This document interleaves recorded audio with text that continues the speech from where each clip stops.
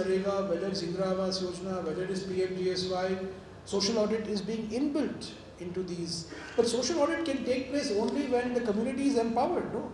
When they have the capacity to do. Social audit is basically audit by the people. And if the people are not being able to be mobilized, if there is an atmosphere of fear, then we are not going to get any meaningful social audit. But I expect that in a couple of years, even in areas like Saranda and Sanju, social audit will play a very important role in accountability as far as rural development programs are concerned. I think I answered all the issues. Yeah, I think we'll take one last question. One last question. But we have a political situation where it will be community friendly. In fact, it has to be investor friendly. Sorry? You are saying that it has to be investor friendly. I am saying, will there be a political situation where it will be community friendly? It has always been community friendly, my dear sir. The land legislation. Where is it? It's not.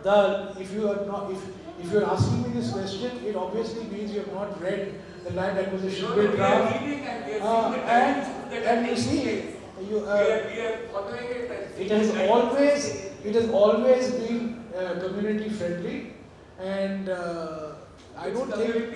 In fact, it is.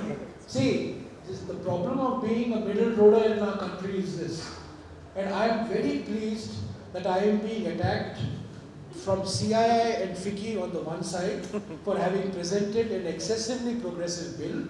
And I am attacked by people like you and Medha Patkar and others for producing a bill that is catering to the capitalist class. So obviously I am doing something right. Okay. Shoma. I just wanted to ask you. Last question.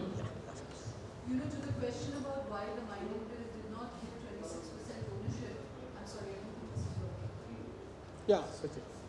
To the question about why the mining bill did not give 26% ownership rather than profit sharing. You said maybe in 10 years' time people will be groomed and skilled to do that. So far you had many nuanced positions on many things and informed positions, but this seems a bit problematic, Jairam, because in many ways progressive legislation is the starting point to which a society flexes and exercises and arrives there.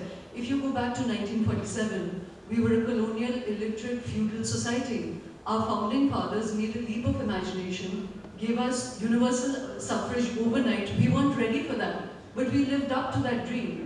If we don't create progressive legislations that believe that people will rise to the occasion, then we are hamstrung. At least here there's a right that people can groom towards. And there will be many activists who will step into that vacuum to ensure that they get their rights.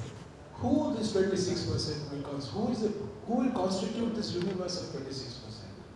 You're opening up a complete Pandora's box. I can assure you, with my 30 years of working in government, this is a recipe for administrative chaos. It will never get implemented. Fine piece of legislation we will pass.